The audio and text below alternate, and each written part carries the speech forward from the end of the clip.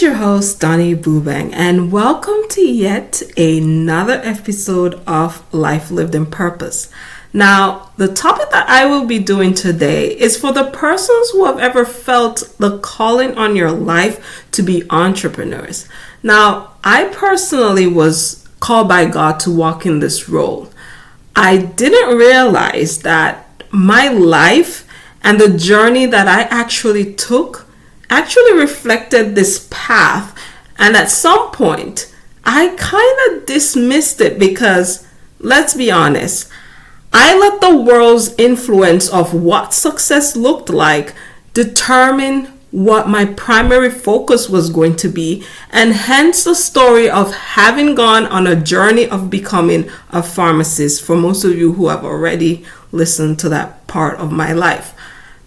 Now, when I look back at my life, there are some things that stood out to me that indicated that I was actually called to this arena. I was always looking for business ideas and opportunities since the beginning of time. I really didn't realize how interested I actually was in becoming an entrepreneur. I remembered even during pharmacy school, I had teamed up with a high school friend of mine at the time to start selling herbal products on my own. I had attended one of their business seminars and had gotten everything that I needed to actually start that particular business I was so interested in. I was excited about it, and I couldn't wait to share it with my family and other friends, and also get them excited too in joining as well. However, after starting that business and trying to become more profitable on that venture, I realized later on that I was losing money and I wasn't gaining anything actually. And it was one of those later on, understanding what the business was. It was one of those pyramid schemes that actually profited the upper level management while taking advantage of the workers at the bottom of the business. Now, I immediately stopped that opportunity and just decided to focus on school for the rest of the time. However, that entrepreneurial spirit, as I like to call it, it never really went away. So while working as a pharmacist and getting wary of, my disconnect from actually being in that particular environment, I also started looking at business that I too myself could do to have the flexibility that I really wanted at the time for my family. So I was kind of caught up in business, however, or trying to find these business ideas that required a high capital starting cost, like smoothie shops or home health aid companies or health supplements and others. Anything in those areas that required a lot, of capital upfront to get it started. I also invested in courses to learn more about some of these companies, but I never really followed through with them. I actually hit a roadblock every time I tried to step out, to further myself in this particular direction. However, now looking back, I realized that not every business opportunity is the right one. Knowledge and wisdom is actually required when taking on the role of an entrepreneur. And being in this position actually involves taking a lot of risk that it can either be successful or it may fall flat. Another thing about being an entrepreneur is that you have to be dedicated for the long run. There is no shortcut, no get rich quick scheme, none of that. You have to go through the process. There is a process on a journey of entrepreneurship, especially with God. So the first process involves seeking wisdom from God for what exactly is that right opportunity for you. So when you do things vertically instead of actually horizontally, you're tapping into God's wisdom when it comes to your business. God already knew, for example, that the smoothie business and the many other businesses that I researched that fell through, they weren't the right fit for me and it wasn't ideal for my life and my situation either. So remember, he already knows what lies ahead behind every door and every choice that we make in this life. He knew that business we initially thought was a good door to go through may not have been the best door for us, and what we may have envisioned for our lives and our families at the time. So therefore, if you feel the pull to entrepreneurship on your Christian walk, the very first thing to do is to ask God for wisdom. Ask him for wisdom on what direction he needs you to take. Do not leave it up to your own understanding.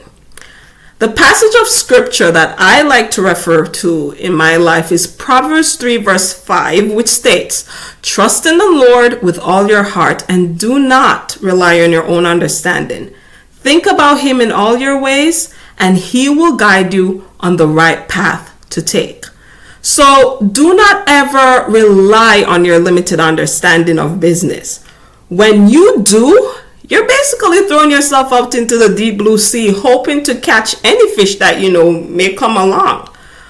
But it's actually futile. It's futile trying to figure out yourself when you have one thing as a Christian that the world does not have. You have a source of wisdom.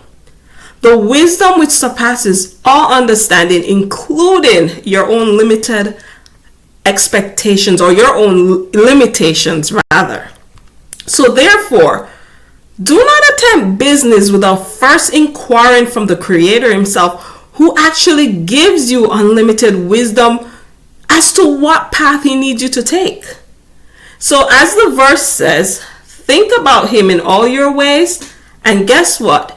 He promises you that when you do, he will let you know what the right path is to take. So this is by far the best way actually to keep focus on your journey of entrepreneurship. So there are unlimited possibilities, but remember, it has to be the right business for you. So if you've had that internal struggle, maybe you've had the unction, the nudging ever so often, and got ideas, I like to call them, hidden, written down, or even stashed away in some closet, shoebox, or in your journal, please get them out. We're going to ask God wisdom on those ideas that you have, and to actually ask him for more clarity on which one is actually the right one for you to take.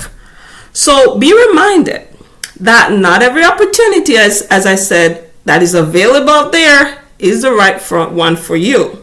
So yes, your best friend may be successful in her business and probably have pulled you into it, pulled you into it in considering that business for yourself. But once again, it may not be the right opportunity for you.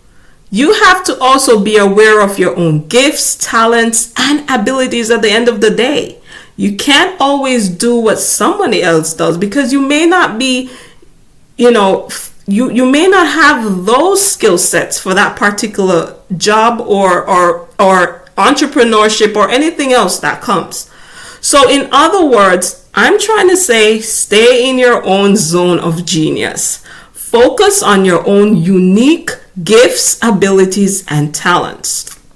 So now that we have understood the concept of actually first seeking God for wisdom on what is the best opportunity for you, the next thing to do is to wait in anticipation for the idea to come in mind. Or for some of us, we just need to rather dust off the old ones that he already gave us and get started with those. So if you haven't gotten anything else, then ask God for wisdom behind what that idea or what you could do as an entrepreneur. And if you already have them, it's time to take them out and dust them off and get ready for another journey with God. So I have this thing that I like to do. Since my phone is literally everywhere with me, you can probably relate too if you have your phone attached to you everywhere you go. But I have in my notes section, any ideas that actually come to mind that God has given me, I'll write them down. As soon as I get an idea, I write it down. because I know that God pops up ideas every now and again. They come to mind, and I need a way of remembering it or trying to recall whatever it is He's given me.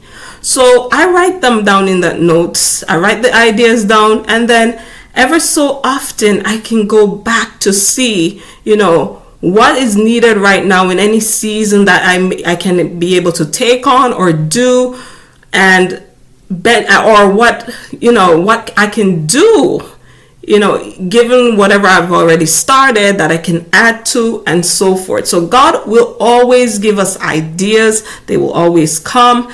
The problem is, will you remember them? Will you remember them when He gives them to you? So if you don't write it down, you will never know, or you may not remember it later on. So this is something that I like doing because it's something for me to go back also on and reflect later when I do need some ideas. I may need wisdom on what I can do next in whatever He has called me to do, as I'm doing now. Okay, so the third thing to do is actually to ask God for clarity. Now that you have an idea, ask God for the clarity and direction on the next best step to take. He will also provide that for you. Remember, when you ask God for wisdom, He gives us freely without hesitation. As long as it is His will for you, He will give you the next best thing to do. Therefore, wait in anticipation of what He might be pushing you to do next. This, however, requires a lot of obedience. So we have to be ready and willing to step out when God tells us the next best thing to do for that particular idea. Many of us, including myself, I'm not perfect. I've stumbled a lot on this path. When you know what He told you to do and you find a million other things or distraction or excuses that get in the way, you're actually blocking the very wisdom that you've asked Him for. So stay committed to the idea that you received and just run with it. Run with it. Seek more wisdom if you have to. Seek more clarity if you have to. Seek more direction or the step-by-step if you have to. But go with the idea that you felt the nudging, or that you've known for a while that you needed to do or take. Now, I mentioned also in other videos that God doesn't give us everything up front, because if He did, He would scare a lot of us off. He would actually scare you from doing what He's calling you to do. Now, remember, God's dreams and visions, they are big. They're big. They're huge. He doesn't have small things for us to do. He uses, as I would say, ordinary people to do extraordinary things. So if He showed you the vision up front, I can guarantee you that you will talk yourself right out of it. You will doubt it. You will probably stumble over it. And you will even ignore it for most of us, or hide it or tuck it back into our shoebox. So many of us actually, when you do that, you end up not following through with what you knew was the right thing or the next best thing to do on your journey. So don't be like that. Just take a little breadcrumb at a time and just keep going daily in obedience to Him, and just watch as He unravels every step to you each and every single day. Here's another example from my own life. I was an introvert. I stayed to myself for the most part. I don't really like being in, let's say, a non-work environment. I'd rather be at home. I'm more comfortable as a work from home person than being in an environment with others. That's just me. And I now understand that it's actually connected to what I currently do in my life right now. So there that go again, my connection with my internal struggles and how I feel with work. So I have written 2 books thus far, and I thought that was it. I wrote my books, God, I can tick them off now. But once I write them, I thought, yeah, I was done. I can do my own marketing behind the scenes here and there and sell a couple books freely. But I wanted to stay in my comfort zone. I didn't want to venture out anywhere further into the world of marketing. I didn't even have any clue about marketing. I didn't care for it either. But I didn't want to get myself out there because it's going to require some extrovert tendencies that I know I don't have. I know that I wasn't comfortable with, and I knew I was lacking. But God planted the idea that I need to do YouTube videos to get it out on a global stage so that people can get the information that they needed. The resources that I have that I was using to get on my journey, there were people who actually needed it. And I wasn't having it. I didn't want to be this upfront person because I was quite comfortable here behind the scenes. So yes, I started the YouTube videos, as you can see now, of course, kicking and screaming.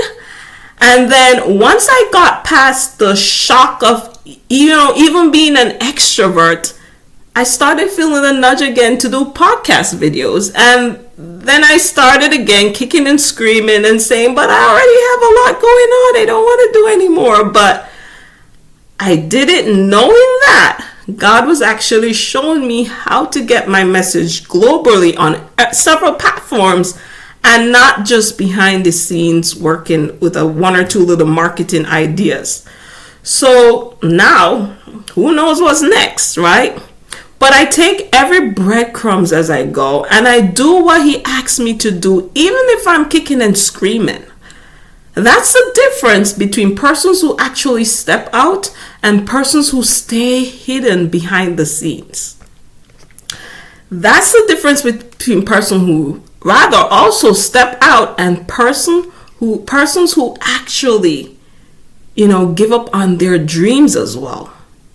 So being an entrepreneur, it will require you to make huge leaps of faith, regardless of your level of comfort. So if you want to be successful in business, you're going to have to do the not so pleasant things up front. You're going to have to get out of your own way and do what is required of you, even when you're struggling with insecurities. Because entrepreneurs, at the end of the day, they are called to commit fully to the risk of failure as much as there will be successes, and not give up at the end of the day because they stay committed to the promise that God has given them. So the final step into being an entrepreneur is also being committed to the journey ahead. So this journey, as I said, is not going to be an easy one. There will be seasons where you will not see anything up front for a really long time. But God puts us through different seasons and stages of entrepreneurship because He has to prepare us for the success that comes with this role long term. You're not doing anything short term with God. Everything you have to think about is for longevity, is for a long time. So here's the thing. What happens when you get immediate success in anything right away? Do we really appreciate it fully? We really don't, because we never took the time to actually develop the sacrifice that it takes to get to that level of success. Now, when that business that we acquired quickly and it became successful, ended up maybe failing, we immediately feel what? Defeated or broken because our success is gone. So, however, here's the thing on the opposite end of that. If you've been through the tougher growth stage of business and you've pushed through that, different successes and failures, for example, no money up front, maybe struggling with doubt and insecurities or anything that we go through rather in business, we're actually developing, that grit that we need to keep being consistent in business regardless of the initial success or failures that we get. So that's also the difference between those who stay the course and those who did it quickly, but there was not enough root. There was nothing anchored or developed enough to stay the course, and actually you gave up too easily when success didn't happen right away. So I will let you know right now, in all honesty, that if God calls you to become an entrepreneur and you decide to do it His way and not on your own understanding, You have to be ready for some molding and shaping and strengthening that he's going to actually take you on your journey. So be encouraged. Be encouraged if you don't see upfront success. It has absolutely nothing to do with you. Nothing at all. It's not about you. And that God is ultimately, he's the giver of success, and not in your own strength, your power, or your limited wisdom. However, if you go through the process thoroughly with him and you give it your best, I can guarantee you that you will definitely reap the rewards of that dedication and determination not to give up on your business no matter what comes your way. So thank you once again for watching another episode of Life Living Purpose. Do also join me on my podcast at Life Living Purpose to binge watch or binge listen rather the episodes there as well. I'm available on Spotify, Anchor, Apple Podcasts, Amazon Music, Google Podcasts, iHeartRadio, and Castbox. Also, if you haven't grabbed any copies of my books, A Balanced Life, Moving from a Dysfunctional Life to a More Purposeful One, or my memoir, I Am Who God Says I Am, always be inspired to live the life God has planned for you to live. You can see my journey there as well into becoming an entrepreneur and the life that I left behind in order to dedicate myself to that role, that function that God has called me to be in. So also, if you would like to support this channel, please feel free to do so. You can buy me a smoothie. The link for that is also available in the description box along with the links for my books. So until next time, I do thank you once again for watching. Bye.